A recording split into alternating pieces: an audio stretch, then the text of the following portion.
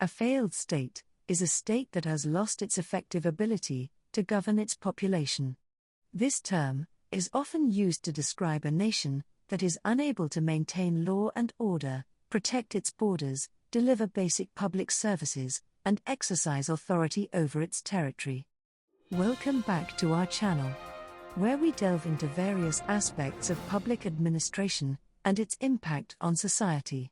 In this video, we are diving into a thought-provoking topic on what makes up a failed state, and some of the common characteristics of a failed state.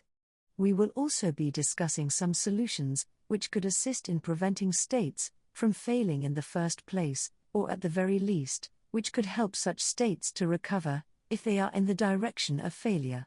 So, without wasting any more time, let's jump right into it and uncover what makes up a failed state.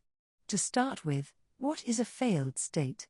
Before we get into the definition, we should first mention that the term failed state is not an official term used in international law. We should also mention that there is no single definition of a failed state. Some scholars define a failed state as a country that has lost control of itself due to a number of factors such as political instability, civil unrest, and lack of governance. A failed state can also mean a state that has lost its effective ability to govern its population. It can also mean a government that has lost political authority and control and is unable to fulfill the basic responsibilities of a sovereign state. The term failed state does not necessarily imply that the government has collapsed completely. It does, however, indicate that a state is undergoing a period of severe instability and is in danger of becoming completely ungovernable. A number of articles attribute the prominence in the use of the term failed state to political scientist Gerald Hellman and economist Stephen Ratner, who published an influential article titled Saving Failed States in the 1992 Foreign Policy Journal. In that article, they defined a failed state as a state which can no longer perform its basic security and development tasks. Such state has lost its ability to control its territory, provide basic services, and protect its citizens from violence and warlords. In short, a failed state can no longer deliver political goods to its inhabitants.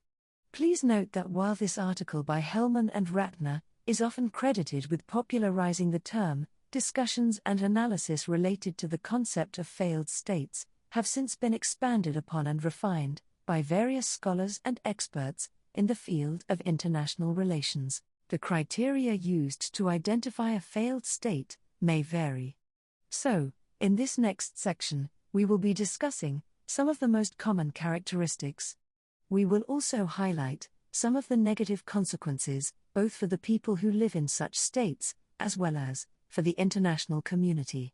Under a failed state, corruption is pervasive, and public officials exploit their positions for personal gain. This lack of accountability and transparency erodes public trust in government institutions. A failed state is also characterized by its dwindling legitimacy and the loss of support from its own citizens. This may lead to civil war, revolution, or foreign intervention. The breakdown of state authority often leads to internal conflicts, violence, and civil unrest. These ethnic, religious, or political tensions may escalate, causing further fragmentation and divisions within the society. A failed state is also unable to maintain law and order, which could lead to widespread violence, crime, and chaos. A failed state also experiences severe economic instability, which is characterized by high inflation, unemployment, and a lack of foreign investment. The economy may also be heavily dependent on external aid or illicit activities like drug trafficking or smuggling. A failed state is further unable to provide its citizens with basic services such as security, education, healthcare, and infrastructure. This could lead to widespread poverty, hunger, and the spreading of preventable diseases. A failed state may also experience large-scale displacement of its population, with people fleeing violence, persecution, or economic hardship. This can create a refugee crisis and place additional strain on neighboring countries. A failed state is also unable to maintain control of its borders and territory. This can lead to the rise of warlords and other non-state actors, as well as the displacement of civilians. A failed state can also become a breeding ground for terrorism, refugees, and other transnational threats. Such states also destabilize regional security and lead to conflict. Failed states are often vulnerable to external intervention, including military interventions, humanitarian aid, and international peacekeeping efforts.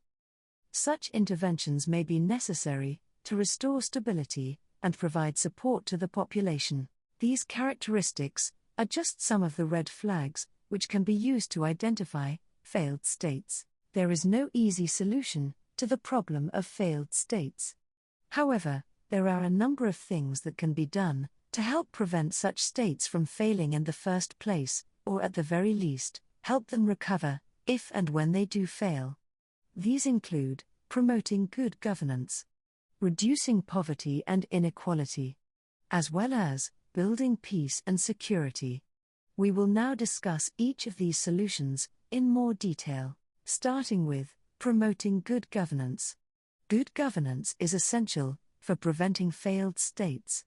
This includes things like building strong institutions, upholding the rule of law, and ensuring that the government is accountable to its citizens. Poverty and inequality are also major risk factors for state failure.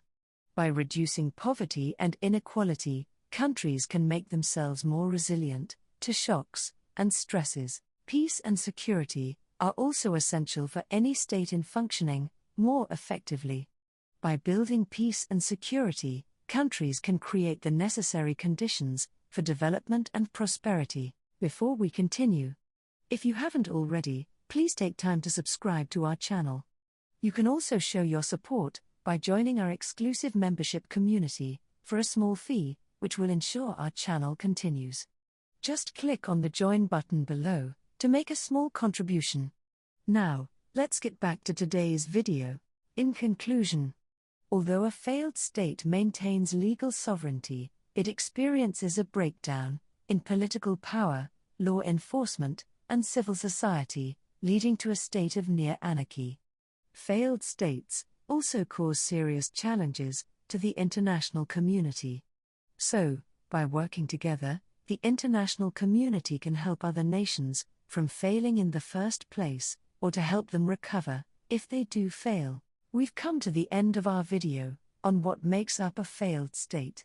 We hope this discussion has shed some light on the significance of how nations could identify red flags for failed states, and how to prevent such red flags.